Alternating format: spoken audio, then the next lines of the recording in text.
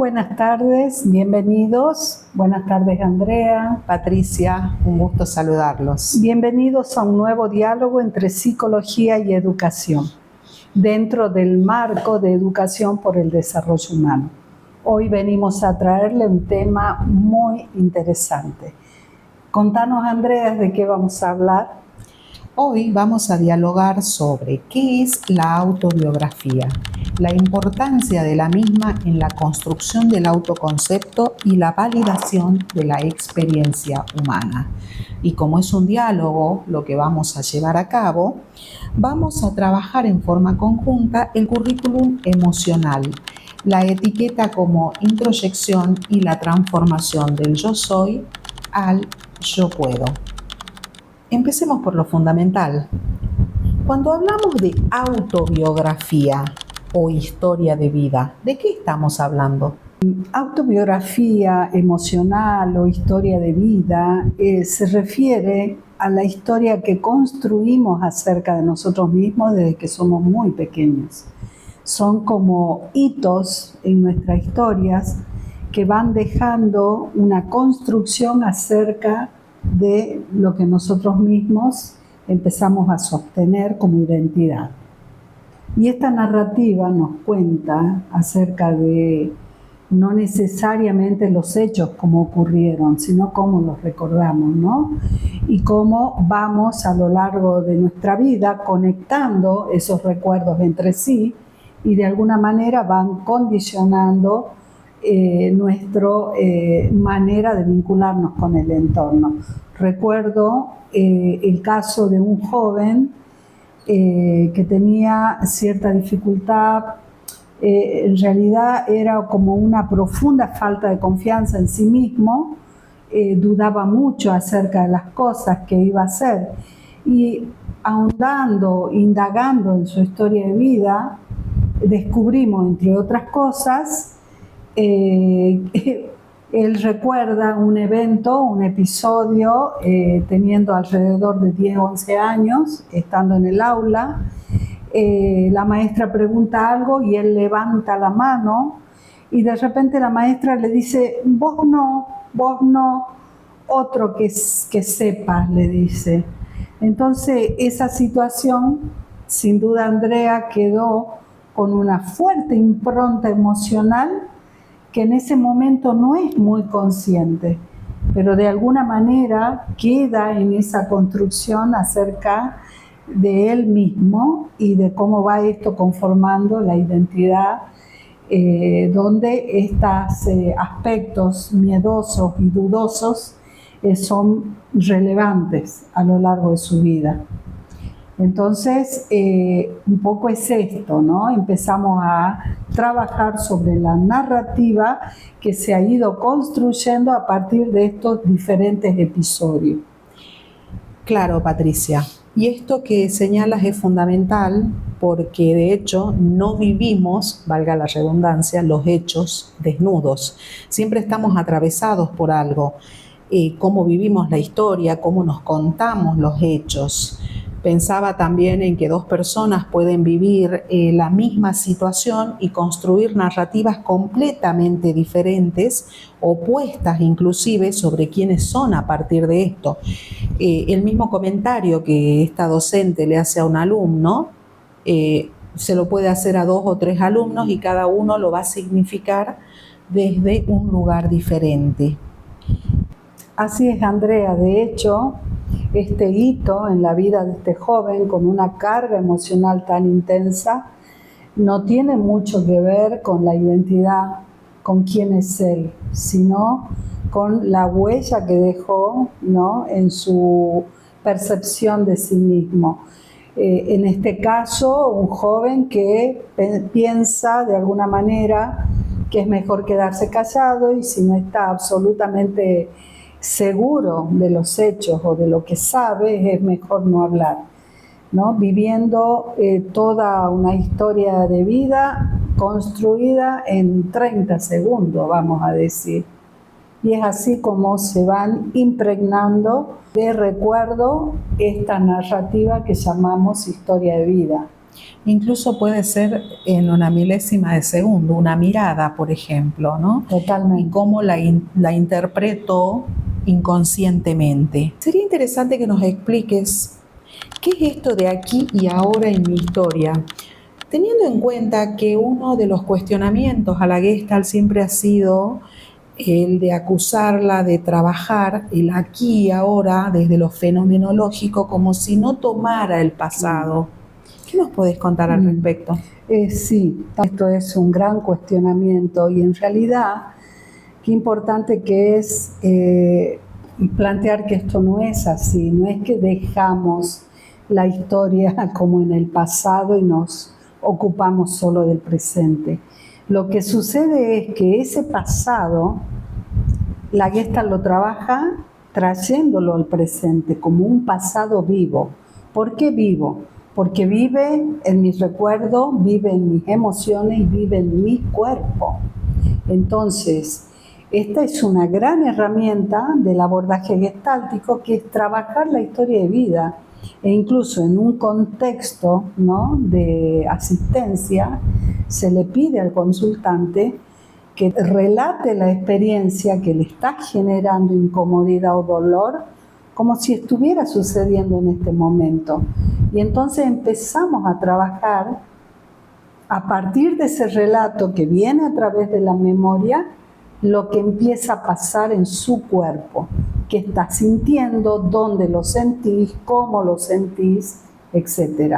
En ese sentido, trabajamos en el presente con algo que pasó cronológicamente, vamos a decir, en un episodio, en una circunstancia, como el caso del niño, del joven que les contaba hace rato. No obstante eso, está presente y de alguna manera está, yo muchas veces digo, como haciendo una presión, intentando salir en este presente.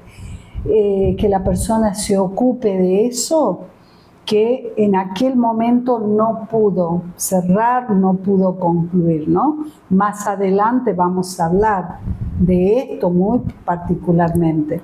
Muy bien, esto que señalas desde educación es crucial, porque cada alumno que nosotros recibimos, cada niño, cada niña, estudiante, sobre todo pensando que los niños llegan al sistema educativo alrededor de los 3 o 4 años aproximadamente, ya llegan con una autobiografía en marcha, una historia justamente sobre quién es, sobre para qué es bueno, porque de hecho que en la interacción entre los niños, los padres, los familiares o quienes estén en estos roles, ya se va gestando este vínculo de me gusta esto, soy bueno para esto o no soy bueno para aquello, porque vamos de alguna manera impregnando estas narrativas de los niños con estas experiencias. Por eso me parece muy importante que podamos tener en cuenta que esto es algo que puede ser del pasado, de hecho que es parte del pasado, pero que va a estar acá en este presente.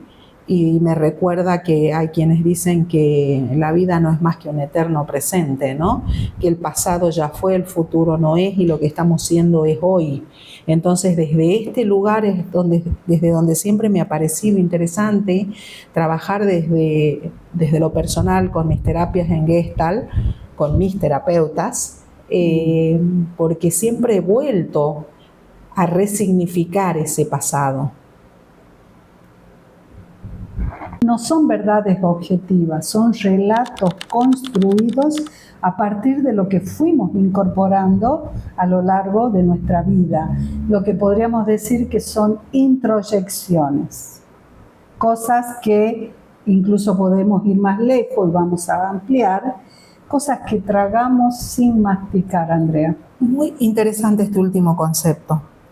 Me gustaría, por favor, Patricia, que nos comentes qué entendemos por esto de incorporar sin masticar, estas cosas que introyectamos, estas vivencias. Y es así, no son verdades objetivas. Imagínate que sos una nena de 6 años que está sentada en la mesa con la familia y escuchás casi a diario, o no, a tu padre que dice: en esta familia no somos buenos para los números. En ese momento no te surge cuestionarlo, no tenés los recursos ni las herramientas para ponerte a pensar si esto es así.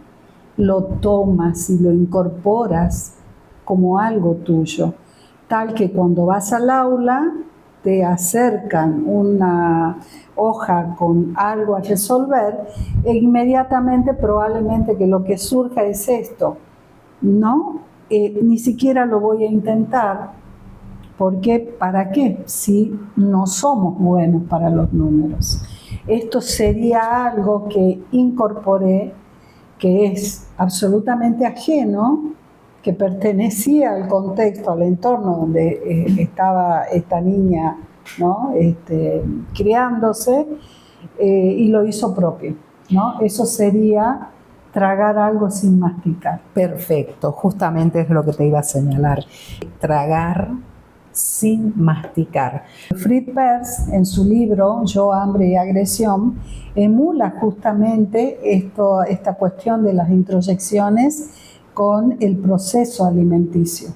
Entonces, una persona que incorpora un alimento, claramente que para generar una digestión saludable es masticar el alimento. Incluso hoy te dicen masticarlo 30 veces, cosas que creo que no sé si hay alguien que llegue a masticar 30 veces, ¿no? ¿Para qué? Para que esto esté justo como para que pueda ser digerido, asimilado, ¿no? Por ese organismo. Cuando uno engulle de una manera rápida, y que claro, como todo organismo que en algún momento incorpora algo que le es extraño, ¿cuál es la tendencia? Es a arrojarlo, es a sacarlo, ¿no? Entonces, esto es un poco lo que ocurre en el plano psíquico, emocional, cuando incorporamos creencias, ¿no? Ajenas. Entonces, tomando esto último de incorporar creencias que pertenecen a otros, podríamos decir que la autobiografía no es lo que me pasó, sino la historia que me cuento sobre lo que me pasó. Me llevó mucho tiempo, valga la redundancia, poder entender el concepto de esta es la historia que me cuento. Retomando lo que planteamos anteriormente, el suceso lo podemos haber vivido ambas, de hecho, como hermanas en el vínculo, hemos compartido muchas experiencias, hemos escuchado lo mismo y algunas, una la recuerda y la otra no, una le dio una significancia y la otra. De hecho, Andrea, ahora que hablas de esto, recuerdo un evento que era donde por exigencia de nuestro padre, yo te llevé con tus 4 añitos a la escuela y recuerdo que te tenía debajo de la mesa del comedor, porque íbamos a una escuela de frontera, y mi sensación, lo que recuerdo con mucha fuerza, es mucho miedo de ser descubierta, porque la sensación era, no sabía qué hacer con vos. Porque vos llorabas, porque querías volver a la casa y yo tenía que cumplir un horario. No sé qué recuerdas vos. Para mí eso ha sido un evento que me conectó con el miedo, ¿no? Y con la desesperación de no saber qué hacer con los 10, 11 años que tenía. Eso lo viví yo a esa edad, vos con tus 4 añitos, no sé si recordarás algo. Es algo que aún hasta el día de hoy me dicen que sucedió. Obviamente han ocurrido cosas en ese intermedio como para yo no tenerlas presentes y bueno, es a esto a lo que aludimos, ¿no? Hemos vivido el mismo hecho con padres adultos que, bueno, manejaron las cosas como pudieron manejarlas, hoy lo podemos comprender, pero cada una lo registró de una manera diferente. Yo con respecto a eso tengo otros recuerdos a posteriori que no tienen ya que ver. Es más, estoy recordando que sí hay algo que se me viene a la memoria y es señalas el comedor y lo único que recuerdo es el pupitre del aula, que no era el comedor sino el pupitre.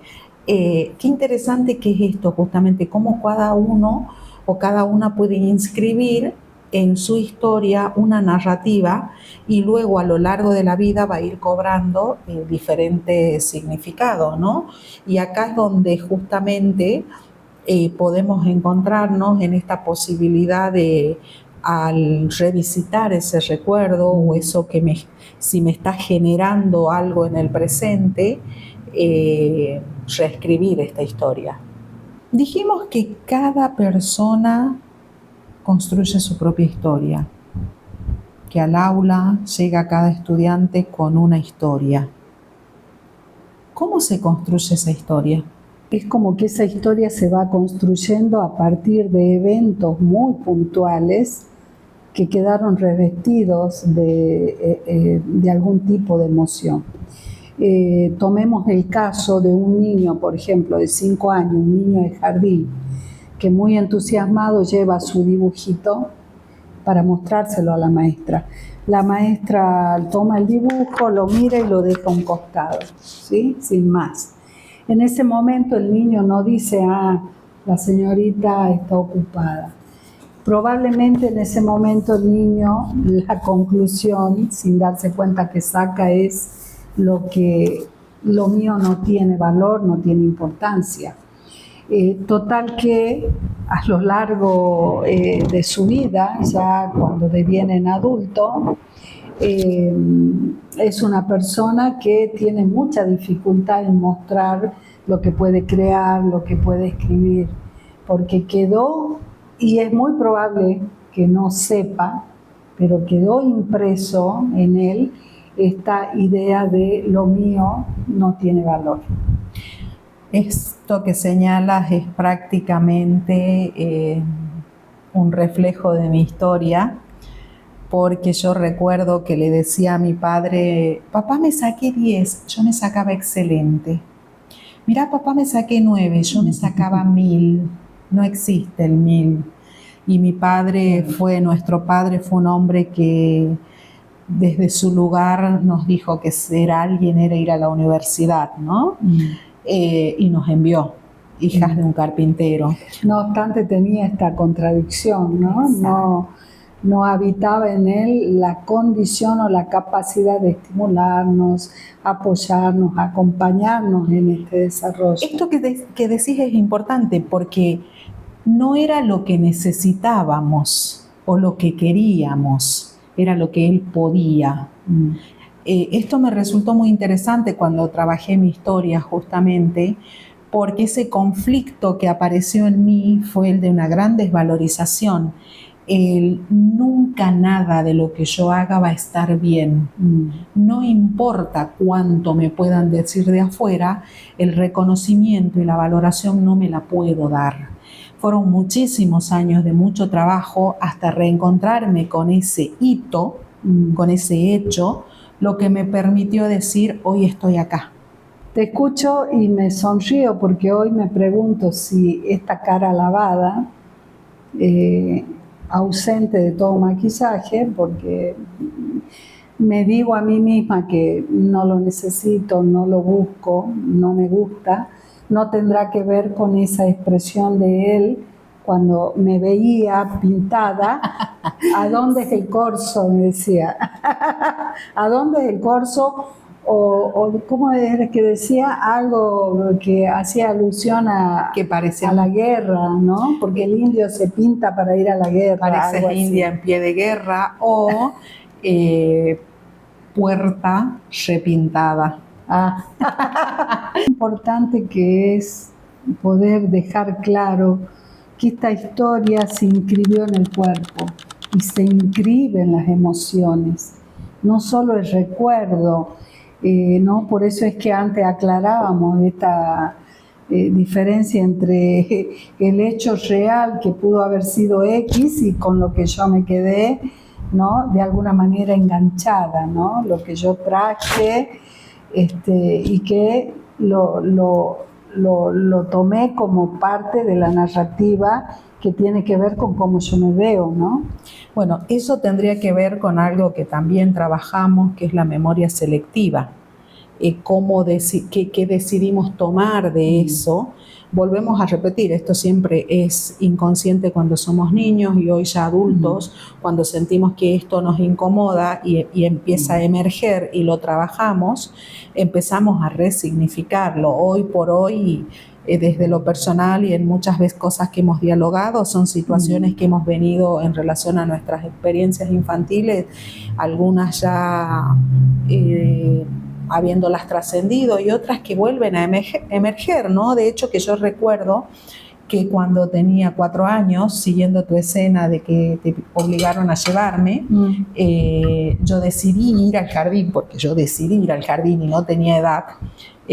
Nuestra madre nos llevó, me quiso dejar, yo no quise, en esa época no existía prestamiento. Ella llegaba más bien a la puerta de la escuela y yo me prendía a su pollera. Volví y me dejaba.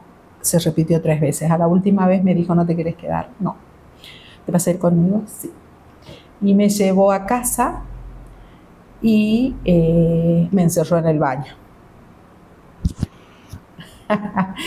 Eso, si fueron segundos o si fueron, para mí fueron 1000 siglos. De hecho, que fue un periodo muy corto, ella estaba sobrepasada, hoy la puedo comprender, es algo... Pero hasta que yo pude tomar esa historia, el baño para mí era un trámite. Yo no podía comprender cómo alguien puede estar podía estar una hora en el baño. Claro, hasta que yo pude encontrarme con esa escena, resignificarla y volver desde otro lugar. Hoy disfruto plenamente el baño. Pero bueno, Patricia, volvamos a esto de la memoria selectiva. Función de la memoria selectiva. Y un poco, quizás, Andrea, tomando esto que acabas de contar, ¿no? Por un lado, forma parte de tu propio autoconcepto que vos has desarrollado, ¿sí? Hagas lo que hagas, para vos no es suficiente, ¿no? Eso forma parte de cómo vos te ves, cómo vos te validas o te valoras. Y por otro lado, es algo que puedes narrar y que, valga la redundancia, valida la narrativa que te cuenta, digamos, ¿no? Como algo real, como algo que vos dices, esto sí, ¿no? Me pasó, o esto sí fue. Entonces, sucede una especie de entrampamiento o atrapamiento en esto que narro de mí, ¿no? Que sostiene la forma en que me miro y al mismo tiempo lo voy como solidificando a lo largo de mi vida, lejos de flexibilizarlo o de, en tu caso, hiciste cosas como para flexibilizar esa narrativa y poder hoy vincularte desde otro lugar, ¿no? De hecho, que cuando, pensando en esto que estábamos hablando y que te narraba de la situación del baño, es algo que ocurrió a los 4 años, pero recién alrededor de los 20 y algo se validó. Porque hasta ese momento son ideas tuyas, eso no ocurrió. Hoy lo puedo comprender desde el dolor de una madre que se da cuenta ya en la adultez que lo que hizo fue de alguna manera ir sobre necesidades de la niña, y ya esto ha pasado. Recién alrededor de los 25 años, tomando mates, una tía dijo, ¿te acordás, Negrita, mi apodo, cuando eras niña y tal cosa? Mi madre casi se traga el mate. Entonces yo dije, sí ocurrió. Sí ocurrió, es cierto, ocurrió, no fue un sueño mío. Bueno, esto me lleva a esto que también venimos trabajando, la validación. Cuando no se valida la experiencia del niño, cuando se la niega, cuando se la minimiza, ¿qué pasa con esto? Y esto es lo que empieza a generar en la persona la inquietud, el malestar, la incomodidad o simplemente la repetición de eventos. Decimos que cuando no hay una validación, ¿qué sería la validación? Que imagínate una niñita que está en el patio de juegos y no es elegida o no es invitada, ¿no?, a formar parte del juego, del grupo. Entonces esta niña llega a la casa, le cuenta a la mamá, llora, se siente muy mal, y el adulto en ese momento le dice: no es para tanto, ya mañana va a ser diferente, ya mañana vas a ver vos que te van a invitar. Sea lo que sea que le devuelve este adulto, que no toma la vivencia de la niña y le dice: entiendo lo que estás sintiendo, ¿no? Entiendo lo que has vivido, entiendo que, y es lógico que te sientas mal. Eso sería validar la vivencia del niño o la niña. Patricia, justamente estoy recordando que Claudio Naranjo decía que gran parte del sufrimiento humano viene de las experiencias no validadas. Brevemente, ¿qué nos podemos No validadas e inconclusas, ¿no? Sí. Más adelante vamos a hablar de lo que es una Gestalt inconclusa, que tiene que ver con estas situaciones que no tuvieron un cierre, vamos a decir, que quedaron como abiertas, ¿no? Invalidadas, no tenidas en cuenta, reprimidas o negadas. Sí, justamente hay una película que se la recomendamos que se llama Una estrella del cielo en la tierra. Teresa Mempar. Exacto, una película de origen hindú, muy buena película. Aborda el caso de un niño que tiene dislexia. El niño, al tener dislexia, entendiendo que justamente es un trastorno de origen neurobiológico y que implica una forma diferente de procesar la información, desde lo más sencillo diríamos que invierte las palabras, las letras, los números, en vez de decir lupa, por ejemplo, dice pula, o sea, da vuelta a las cosas, tiene problemas de lateralidad, entre muchas otras cuestiones. No es un problema de inteligencia en realidad, sino es una manera distinta de procesar las cosas. En el caso de este niño, la escuela no sabía lo que le estaba ocurriendo, por lo tanto el niño va a ser etiquetado de incluso hasta de rebelde, ¿no? De mal portado. Y porque él todo era no quiero, porque en realidad le costaba muchísimo decir no puedo. Cuando el niño, incluso el niño no sabe que lo que le está costando, exacto, menos lo puede expresar. Es muy común escuchar al niño decir no me gusta, ¿no? Cuando en realidad es algo a lo que no está pudiendo acceder. Exacto. Bueno, justamente acá recuerdo que como tenía estos problemas de aprendizaje, la escuela le sugiere a los padres una escuela de educación especial. Y los padres lo van a llevar en realidad a un internado, en donde vamos a trabajar ahí también su propia historia, ¿no? Su propia narrativa, cómo la no validación de lo que estabas viviendo va luego inferir o interferir muchísimo en su propia salud, incluso hasta no solo física, sino mental.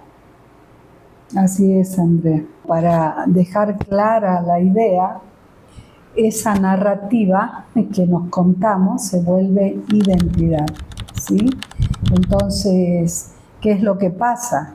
Desde la Gestalt interpretamos como que lo más saludable para el organismo en su vínculo con el entorno es la fluidez.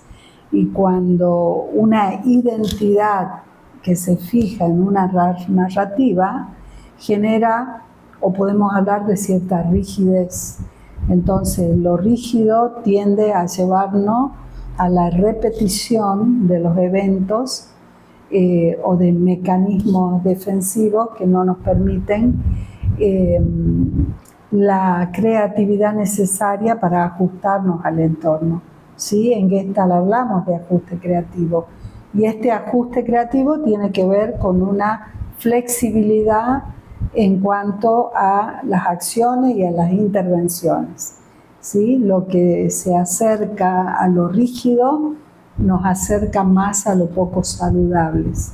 Entonces, la idea es poder, a partir del trabajo que hacemos sobre nosotros mismos, empezar a generar una flexibilidad en esa gama de identificaciones, porque no es lo mismo decir estoy siendo miedoso que decir soy miedoso, soy cobarde. Esto, ¿no? Patricia, me lleva, trayendo el ejemplo que te daba hace un momento, de mi padre señalándome, yo me sacaba 10, 100, excelente. Y cada vez que me sentaba a trabajar, siempre terminaba diciendo esto no está bien, esto no es suficiente. Y podríamos decir, hace ya mucho tiempo hasta claudicando, o lo terminaba porque lo tenía que terminar, pero no lo podía yo misma validar. Entonces, al poder encontrarme con esta narrativa, como venimos hablando, este hito en este caso, que forma parte de mi narrativa, me lleva hoy en el presente a pescarme, digo yo. Y acá está la importancia del aquí y ahora, del darme cuenta en este momento que estoy volviendo a esa narrativa de yo no soy suficiente, entonces digo no. Porque no es que me va a abandonar, el recuerdo va a estar siempre, pero puedo construir otro modo de ser y estar en este momento. Cuando hablamos de mapeo narrativo de hitos afectivos, ya estuvimos viendo cuáles son esos hitos. ¿A qué nos referimos cuando hablamos de mapeo y cómo identificamos esos hitos en nuestra propia historia? A ver, recordá tu último cumpleaños o tus últimas vacaciones. Sucedieron un montón de eventos, pero no recordás absolutamente todo. Recordás aquello puntual que tuvo una impronta o una carga emocional, algo que te afectó positiva o negativamente, ¿no? Entonces es de esta manera que se van generando los hitos, ¿no?, en esta narrativa. Si vos empezás, por ejemplo, de hecho es un ejercicio que se suele recomendar, que es a construir una línea temporal desde el momento en que naciste, y vas marcando en esa línea los eventos que recuerdas como muy significativos, ¿sí? A los 5 años, a los 10, a los 15, a los 20, hasta el presente. Y vas a ir notando que probablemente cada uno de esos hitos te va mostrando, ¿no?, quizás algo en esta narrativa que se va repitiendo, ¿sí? Algunos eventos, algunas emociones, algunos tipos o formas de respuestas, ¿sí?, o de intercambio con el entorno. No es muy diferente, Andrea, lo que repites hoy a lo que vos ya aprendiste a hacer a los 6 años, porque volvemos a retomar esta idea que tu manera de pararte hoy frente al mundo y de interaccionar con él tiene que ver con lo que se inscribió en esta narrativa ya, ¿no?, a muy temprana edad. Y hay una pregunta que desde la Gestalt se usa mucho, si vamos al campo educativo, Andrea, podría ser ¿cuál es el primer recuerdo que te viene de la escuela, ¿no? Y trayendo un poco este recuerdo que cuando hago la pregunta me viene sin siquiera pensarlo demasiado, es mi propia imagen alrededor de los 6 años, sentada en un pupitre cerca de lo que es el ventanal que daba a un patio y muy cerca de la maestra, la señorita Ada. Lo que recuerdo es una sensación de incomodidad y de mucha vergüenza, ¿no? Incomodidad podría ser de mucha intensidad. Entonces, esto que tiene una carga importante emocional, si voy enmarcando en mi historia estos distintos momentos, es recurrente la vergüenza y la incomodidad, ¿no?, como una manera de vinculación con el entorno en distintas circunstancias. Entonces, Esta es una manera de empezar a rastrear en esa narrativa estos hitos, ¿no? Que empezamos a mirar como de gran importancia para poder comprender qué es lo que de alguna manera está condicionando y pautando esta manera actual que tengo de vincularme, que no es para nada diferente a cuando ya era a los 6 años. Y de hecho, que hasta acá estuvimos hablando de cómo construimos nuestra narrativa personal. Y pienso que claramente muchas veces esta narrativa duele. Sí, duele muchísimo, nos limita fundamentalmente. Me quedo pensando en esto de cómo nos paraliza en muchos casos, no porque seamos negativos, no porque nos guste sufrir, sino porque la hemos construido en un X momento y de tanto repetirla, la hemos automatizado prácticamente. Entonces, volviendo a esto de estas historias que son dolorosas y que nos aprendimos a contar y decimos yo soy así, como si no pudiera ser de otra manera.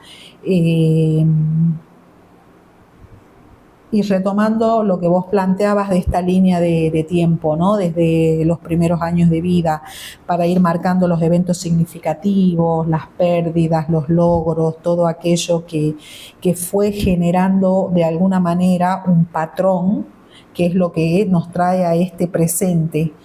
¿Qué podrías decirnos justamente al respecto de esto, ¿no? Porque estoy recordando algo que algunas veces lo hemos hablado, que Fritz Perls decía que el sufrimiento es resistirse a lo que es. Volviendo a esto, o sea, ¿decido contarme esta historia y seguir sufriendo porque quiero, porque me gusta? ¿O qué es lo que ocurre acá? Esta resistencia a lo que es muy importante destacarlo porque generalmente empezamos a generar cambios cuando se produce una aceptación de lo que es, de lo que somos. Es algo paradójico. Tanto insisto en que quiero modificar algo de mí, rechazándolo, negándolo, resistiéndolo. Y entonces sucede que el primer paso es aceptarlo. Es decir, esto también es parte de mí. Hay un autor que es muy potente cuando desarrolla estas cuestiones de lo que rechazamos. Él habla de las sombras de la conciencia, que es Carl Jung. Entonces, quizás en próximos encuentros vamos a traer este concepto que tiene que ver con integrar esto que rechazo de mí o que no me gusta de mí o que me resulta doloroso. Porque básicamente parte del crecimiento y la madurez del ser humano tiene que ver con esta capacidad de poder integrar eso que considero, ¿no?, que no me favorece o que no me gusta. Es, diría yo, condición para ir en la dirección del crecimiento y de lo más saludable, ¿no? Incluso podemos ir más lejos.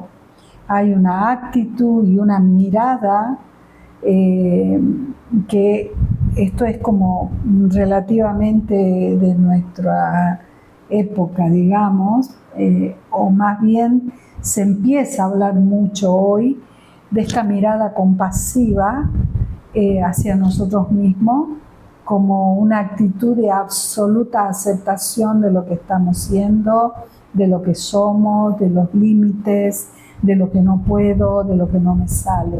Entonces es como una actitud absolutamente necesaria para iniciar el cambio que necesitamos hacer.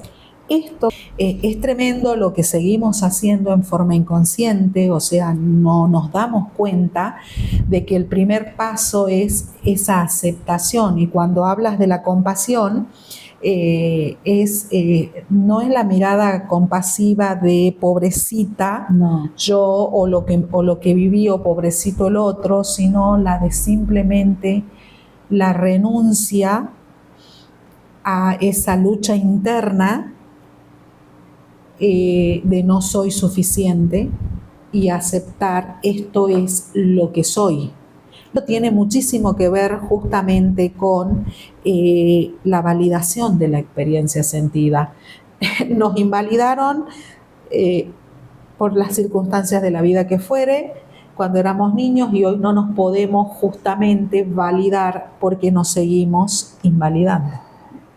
Justamente, desde la Gestalt se trabaja muchísimo con los diálogos internos y el trabajo, por naturaleza somos seres polares. Entonces la polaridad está siempre presente, alto, bajo, bueno, malo, y claramente que en este proceso de identificación empezamos a copiar todo lo bueno acerca de nosotros, lo bueno entre comillas, y todo lo considerado malo, negativo, lo empezamos a poner debajo de la alfombra. El trabajo, una vez consciente, adulto, despierto, es integrar estos dos mundos.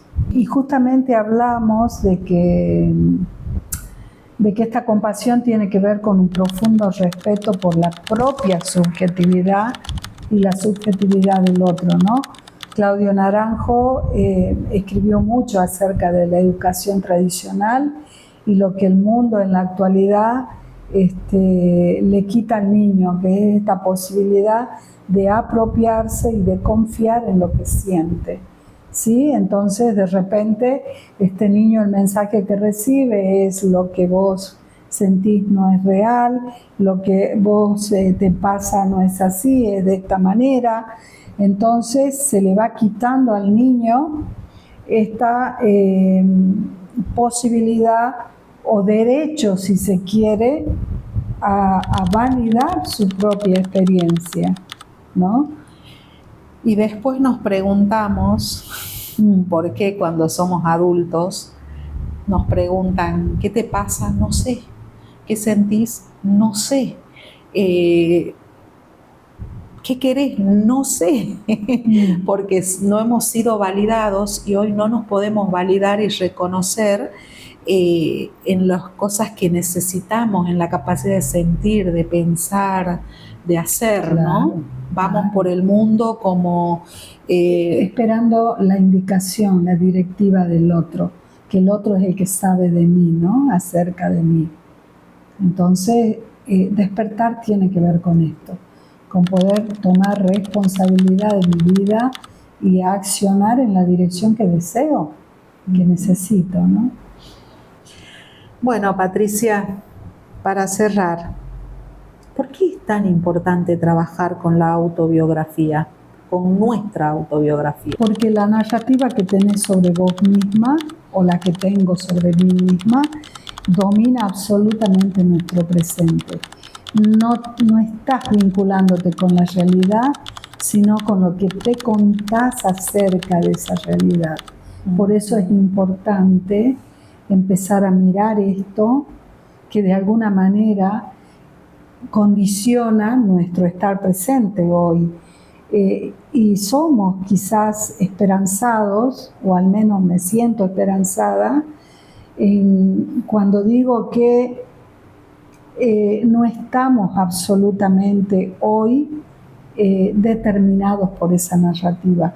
Por eso estoy hoy y trabajo en lo que trabajo, porque creo que es posible empezar a cuestionar esa narrativa y generar acciones y generar experiencia nueva en relación a esa narrativa y una vinculación quizás mucho más genuina con la realidad, ¿no? Y no quedarme atrapado en este cuento o en esta historia de no soy suficiente eternamente, ¿no? Qué importante que es en educación poder trabajar con las narrativas autobiográficas de los estudiantes, porque desde allí nosotros podríamos también identificar sus fortalezas, sus heridas, los recursos que tienen para poder pensar en sus potencialidades y no quedarnos con las limitaciones, que es lo que primero que observamos, todo lo que no puede, y no ir hacia lo que puede, porque esto que puede o no puede también está condicionado por esto que ya dijimos al inicio, que trae desde su cuna. cuna, Desde su literalmente. cuna. Nos vamos despidiendo y en una próxima oportunidad vamos a darle continuidad